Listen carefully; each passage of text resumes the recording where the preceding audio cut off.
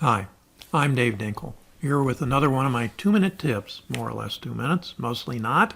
But the point is to help you make more money or stop losing deals. So I get a 911 call for my transactional funding, and the investor says, look, I have a problem. I assigned my contract and the seller came to closing and she said she's not closing. And I said to him, and what's the reason? He said, well, she's not going to sell it to anyone else but me. And in the contract it says that I'm not the buyer. I've assigned it to John Smith. And she says, no, you're going to buy it or I'm not going to honor the contract and sign the deed and so on and so forth. So he said, the closing agent said to me, well, it's not a problem if you use transactional funding. Call Dave Dinkle. So I get a 911 call. I need to have a double closing. As a matter of fact, it took no more than about 2 hours because all the documents were done, the HUDs and everything else. But it's typical. This drumbeat of just to sign your contract is ridiculous because you don't have to put that across the contract. Use a standard purchase and sale agreement for the state of whatever state you're in. In the body of the contract, put an assignment clause in there. Now, the problem you're going to have is when you go to closing, the seller is going to know that they're closing with an end buyer, and both of them are going to know what your profit margin is. Now, if it's not very much, that's okay, maybe,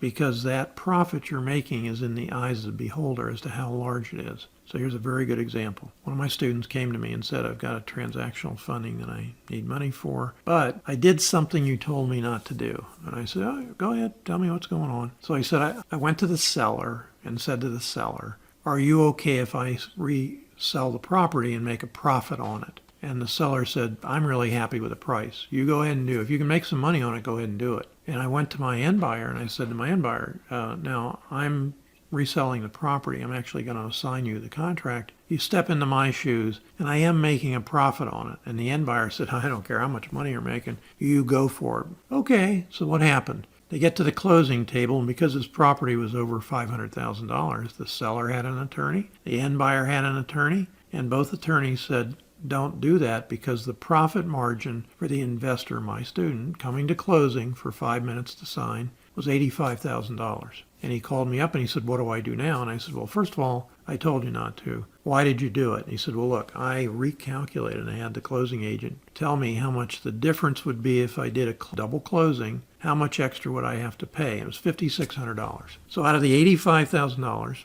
you're going to lose $5,600, so you're only going to make $79,000 for only going to closing. Yeah, well, I asked them both, and they both said it was okay. That's because they didn't think you were going to make that much money. Sometimes the seller and the end buyer would be okay if it was like 3 or 5%, like a real estate commission. But when you're taking out 20% or a number like that, they feel entitled. The seller feels like, you didn't give me a fair price. And the end buyer says, man, you're a pig. You're not making anywhere near that. I'm not going to close. So there you are. You're coming to the closing table or sitting at the closing table, and you got a seller that says, not me. You got an end buyer that says, not me. Now, it's not lost. First reason is if your end buyer put up a larger earnest money deposit by 3 to 5 times what you put up, you're going to lose your earnest money deposit, but you're going to collect his. So you'll make money by not even closing. However, that's the hard way to do it. The right way to do it is use transactional funding, but say to your end buyer, look, John, I'm going to take your offer, but frankly, I'm taking it because I trust you to close. I had a higher offer, but I need your help. That's the key. John, I need your help for you to pay my closing costs. That's typically what my buyers do. I use the word typically. My buyers, that's what they do. Don't say anything. Wait for him to come back. And he says, I don't do that. You say, well, I'm sure you haven't before. But again, don't sign the contract because I have somebody else who wants to buy it. If he wants it, he's either going to pay your closing costs. If he draws a line in the sand and says, I'm not going to do it, and you counter with, well, look, John, I've always done it that way, but I'll tell you what, in this case, I'll split it with you. So what happens? He pays half your closing cost, another profit margin for you. I'm not here to drumbeat about you got to do transactional funding. What I'm here to drumbeat about is use some common sense about, is it good to assign every property? Now, I wanted to go one step further. I watched a video, and I watched a team that did over 100 closings a year. Not uncommon in real estate investing. It's very simple to scale your business to 100 deals a year. To scale it to 200 or 500 is very difficult. But let's talk about these guys. I listened to everything they did. How are they doing 100 deals a year? Nothing unusual. They have their line of people that do this and do that and everything for them. But what startled me was they said every deal we do is by an assignment of contract. And I thought to myself, oh my God, why?